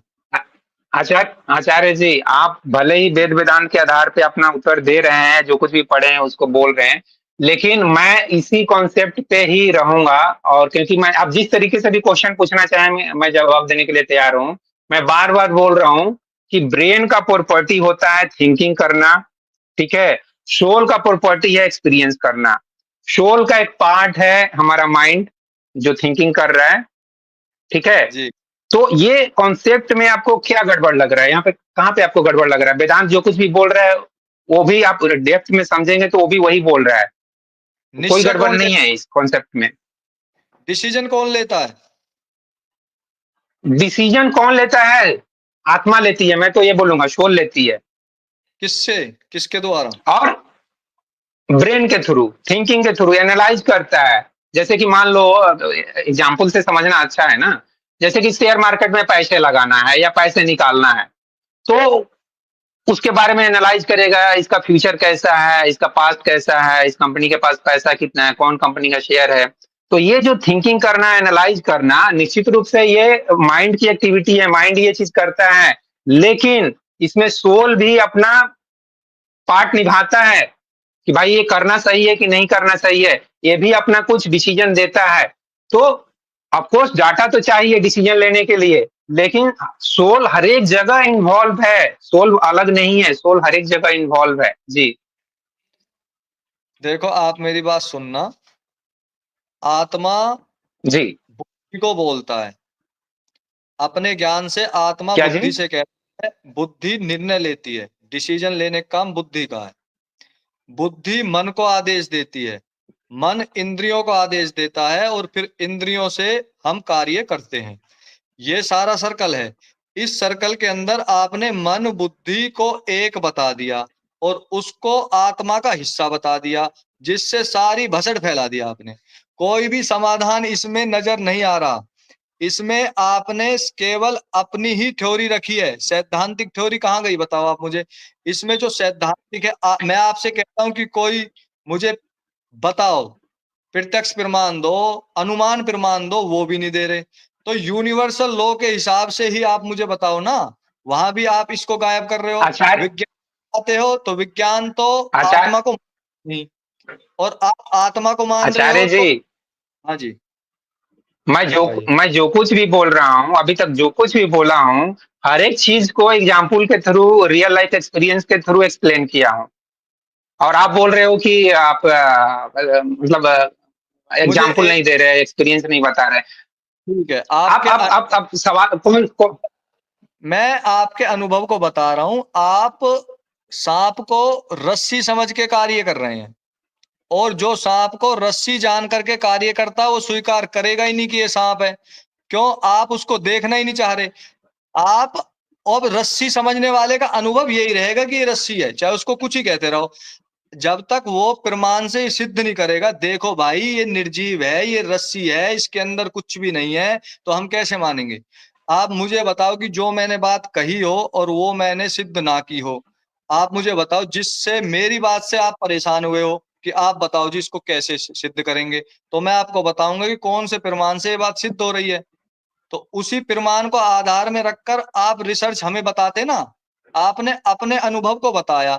आप अपने अनुभव से दीपक को सूर्य कहने लग जाओ क्योंकि दोनों में ही प्रकाश है, तो ये बात ठीक नहीं है। क्योंकि सूर्य के चारों तरफ उजाला है जबकि दीपक के नीचे अंधेरा है। कितना बड़ा अंतर है। तो आप इस चीज को थोड़ा समझें। मैं किसी भी प्रकार का विरोध आचार्य आपका जी, नहीं। आप आचार्य, अतिथि, आचार्य जी सम्मान। रोकूंगा मैं आपको। देखिए, ये ये सांप और रस्सी का कंपेयर करना, ब्रह्म सत्य है, जगत मिथ्या है, ये सब बातें करना, ये सब कोई गुरु और बाबा के लिए ठीक है। मैं उस कर रहे तरीके हैं। से बात नहीं कर सकता हूँ। मैं बहुत ही रियल एक्सपीरियंस, बहुत ही सिंपल एक्सपीरियंस, जो हर एक व्यक्ति का अनुभव है, वो बता रहा हूँ। जैसा कि मैं रसगुल्ला खाने को लेकर बताया कि जब हम रसगुल्ला खाते हैं, वो चीज आपको क्यों नहीं समझ में आ रहा है कि जब हम रसगुल्ला खाते हैं तो उसका जो बारे में हम जो थिंकिंग करते हैं कंपैरिजन करने के लिए कि ये कितना अच्छा है, कितना खराब है, कौन सी हाँ जी। दुकान की अच्छी होती है, कौन सा जगह का अच्छा होता है, ये जो कुछ भी चलता है उसके बारे में, उस ऑब्जेक्ट के बारे में, वो हमारा ब्रेन करता है, यहाँ ब्रेन में होता है। और चलो ठीक। उसका जो टेस्ट, जो हमारे मुंह में केमिकल रिएक्शन के थ्रू पैदा होता है और वो हमारे नर्वस सिस्टम के थ्रू जाता है, उसको अनुभव करने का काम हमारा आत्मा करता है। इतना क्लियर मैं एक्सप्लेन कर रहा हूं, और आप बोल रहे हो सांप और रस्सी की बात, ये कहाँ से, मतलब आप मेरे जैसा एक्सप्लेन करो ना, इस सिचुएशन को आप एक्सप्लेन कीजिए, मैं जैसे एक्सप्लेन कर रहा हूँ आत्मा और माइंड को एक्सप्लेन करने के लिए। आप अब थ्योरी में देखो, ज्यादा बात कर रहे हैं, मैं एक्सपीरियंस में बात कर रहा हूँ। बिल्कुल आपकी तरह ही बातें करूंगा। अब देखो, जैसे आपने रसगुल्ला खाया, पूरा स्वाद लिया, हम्म।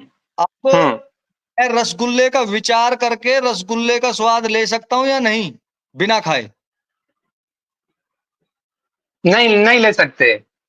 वही तो मैं कह रहा हूं, ले सकते हैं। ले सकते नहीं हैं। ले, और नहीं ले सकते। जो फिर मुंह में लाल नहीं वो ग्रंथि, क्या? नहीं वो देखिए, अब कोई ले रहा है मन ही हम्म, मन रसगुल्ला खाने का विचार करके, तो वो एक दरिद्र व्यक्ति होगा, एक भिखारी व्यक्ति हो सकता है जिसको रसगुल्ला खाने के लिए नहीं मिल रहा है, वो ऐसा व्यक्ति हो सकता है। और जी, मैं इस तरीके से कल्पना करके किसी भी चीज का एक्सपीरियंस नहीं लेना चाहता हूँ। मैं जो कुछ भी एक्सपीरियंस लेना चाहता हूँ प्रैक्टिकली करके लेना चाहता हूँ। तो इस ये तरीके से इमेजिन करना, ये सब कुछ थ्योरेटिकल बातें करता हूँ। मैं इन सब बातों को ज्यादा वैल्यू नहीं देता। आप इमेजिन करके रसगुल्ला का इमेजिन कर रहे हो, आप मीठा अनुभव कर रहे हो, मुंह से लार गिर रहा है, ये सब को मैं थ्योरेटिकल बातें करता हूँ। जैसे आपने अभी कुछ देर पहले बोला ना कि सांप को रस्सी समझ लो, ये सब गुरु और बाबा की बातें 2000 साल से लोग सुन रहे हैं। इन सब बातों का कुछ ज्यादा वैल्यू नहीं है, इन सब बातों का कुछ ज्यादा वैल्यू नहीं है जी।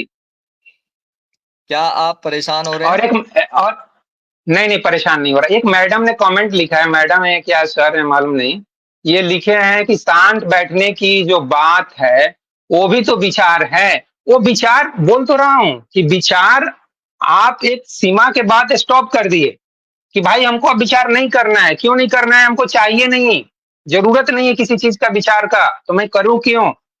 और उसके बाद आप चुपचाप से शांत बैठ गए। उसी अवस्था को मैं ध्यान या समाधि की अवस्था कर रहा हूं। तो निश्चित रूप से उस अवस्था में जाने के पहले जो कुछ भी आपका ब्रेन में चल रहा है वो सब कुछ विचार है। लेकिन एक पॉइंट के बाद ऐसा पॉइंट आता है, मेरी एक बात तो ऐसा सुन। स्टेट आता है जब आपके विचार नहीं चल रहे हैं। जी, ये आप मैडम का आप मैं जवाब दे रहा था। वो कोई बात नहीं, जवाब उनको हम भी देंगे, कोई बात नहीं।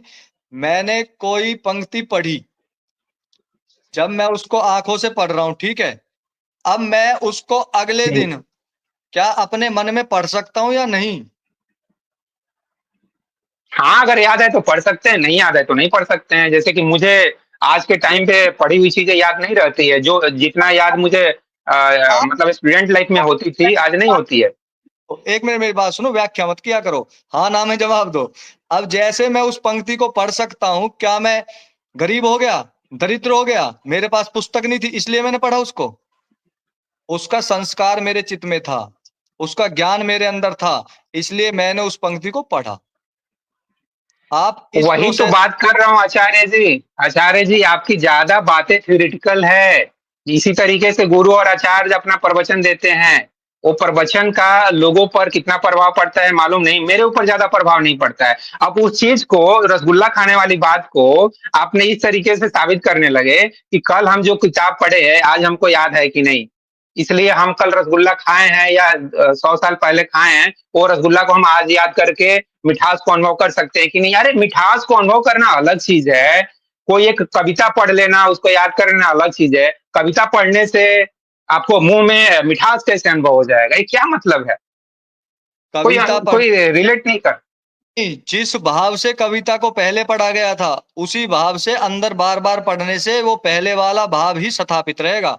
आप बात को समझने का प्रयास तो लेकिन करिए। हाँ जी। लेकिन अगर 10 दिन पहले रसगुल्ला खाए हैं तो उस रसगुल्ला खाने के टाइम पे जो आपको अनुभव हुआ था, जो मिठास का अनुभव हुआ था, वो अनुभव 10 दिन बाद आप इमेजिन करके उतना ही मिठास को अनुभव नहीं कर सकते हैं।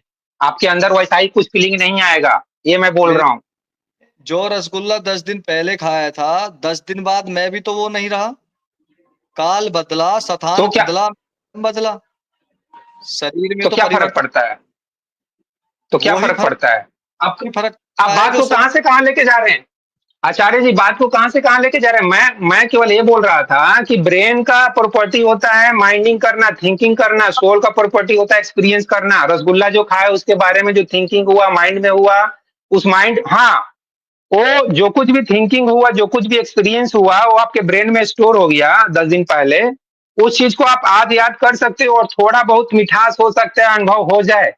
10 दिन पहले चलो वाली घटना फिर से अनुभव हो जाए कि अच्छा मीठा लगा था यार, बहुत मजा आया था उस पार्टी में, थोड़ा सा नहीं, अनुभव हो जाए। लेकिन रियल एक्सपीरियंस तो तभी होगा जब आप फिर से मिठाई खाएंगे, फिर से उस चीज को करेंगे, तभी अनुभव होगा। जी। रियल एक्सपीरियंस वो ही हो रहा है जो हमने वहां से देख करके लिया। एक बार जो क्रिया घटित हो गई, उससे जो ज्ञान प्राप्त हुआ, दोबारा उसकी पुख्ता, उसको पूरा, क्या वो ऐसा ही था इसलिए हम उसको हासिल कर सकते हैं। अब 10 बार मैंने रसगुल्ला खा के ज्ञान प्राप्त कर लिया, तो अब दोबारा ज्ञान प्राप्त करने के लिए थोड़ी खाना है। जब मैं उसकी पुष्टि कर चुका हूं कि रसगुल्ला ऐसा होता है, तो अब जो मैं खाऊंगा वो अलग तरीके से खाऊंगा, ज्ञान के लिए नहीं खाऊंगा। वो हो सकता है पेट भरने के लिए खाऊं, हो हाँ सकता, हाँ, तो वो बात अलग होगी ना भाई। तो हाँ। विचार से पेट थोड़ी भरता ज्ञान। है।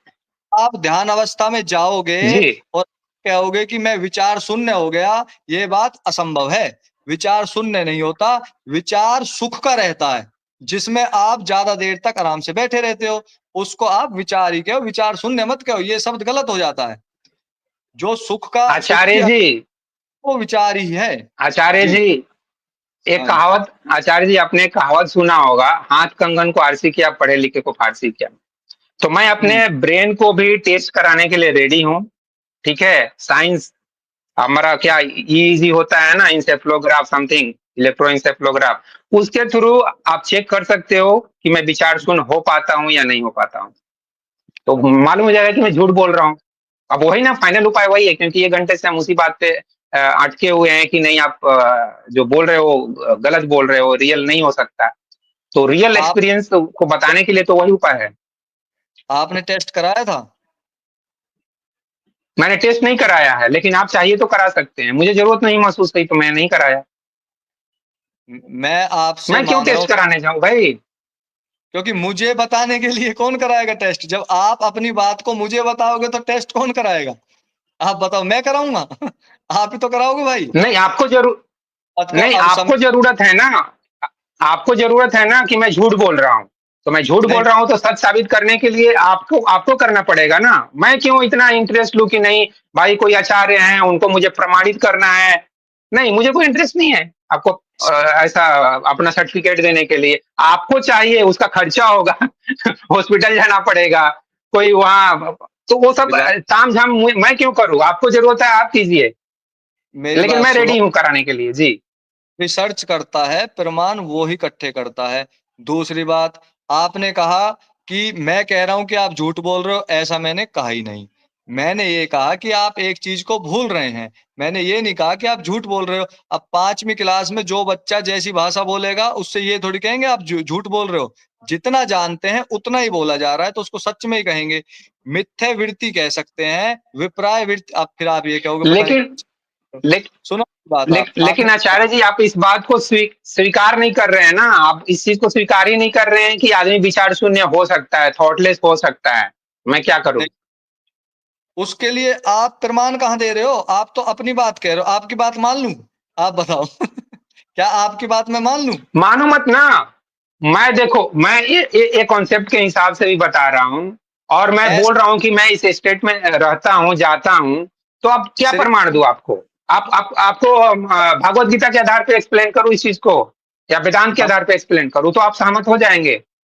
क्योंकि वेदांत हाँ, में तो इस तरह के शब्द यूज है ना। आप अध्यात्म में जाके देखो, उसमें नो माइंड स्टेट, साक्षी भाव की अवस्था, ये सब शब्द का इस्तेमाल किया गया है। आप किसी भी प्रमाणिक शास्त्र को, जो वेदों से तुल्य होता हो, उसके समरूप अपना ज्ञान रखता हो, उसकी बात को, उस ऋषि की बात को हम स्वीकार कर लेंगे, और उसी को सभी स्वीकार करते हैं। ये जो आपने चार्ट बनाया है वो आपकी मेहनत है, उसका मैं सम्मान करता हूं। लेकिन इस तरह के चार्ट मैं भी तो बना बना के तैयार कर दूंगा। क्या आप मेरी बात को मान लोगे? नहीं मानोगे। मानो तो बताओ, अभी कर देता हूँ तैयार बैठे बैठे ही।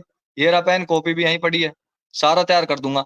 ऐसे नहीं माना जाता, प्रमाण दिया जाता है। या फिर आप एक मेडिटेशन की कक्षा ले लो, उसमें 15 व्यक्ति होंगे, और अगर 15 के 15 में से एक भी आपकी इस बात से संतुष्ट हो जाए कि मैं विचार शून्य हो गया, तो फिर हम भी मानेंगे।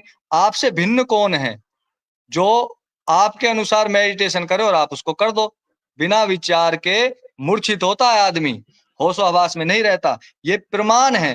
मैं थोड़ी कह रहा हूं इस बात को, मैं तो विचार शून्य हो नहीं पाया, आप हो रहे हो, तो इसका मतलब आप सुख को ही विचार कह रहे हो।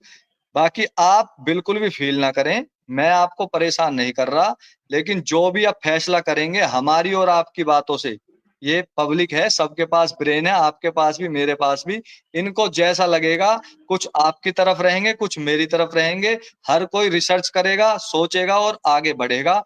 आपके इस सत्र का मैं बहुत आभारी हूँ, बहुत-बहुत धन्यवाद आपका, बहुत अच्छे से आपने अपनी बात को रखा। और मेरी यदि कोई ऐसी बात रही हो, वैसे मैं करता नहीं हूँ ऐसी बात, जिस वजह से आप थोड़ा उत्तेजित हो रहे थे, ऐसा आप मत होएँ, क्योंकि ऐसी उत्तेजना भरी बात करने का भी अभिप्राय नहीं होता। आप और मैं दोनों मित्र हैं और जो भी हमारी कक्षा में हैं, वो भी हमारी तरह मित्रता की भावना से हैं। तो आगे भी आप ऐसी थॉट हमारे लिए लेके आएँ, ताकि हर कोई अपने विचारों से अपना निर्माण कर सके। इसमें विरोध की कोई बात नहीं है, लेकिन कुछ बातें जो मैंने बताई हैं, आप उसके बारे में सोचें, जो आपने बताई हैं, मैं उनके बारे में ज़रूर सोचूँगा। ठीक है जी? आपको जी जी सादर जी सभी जी जी। दर्शक मेरा नमस्कार। नमस्ते। नमस्कार।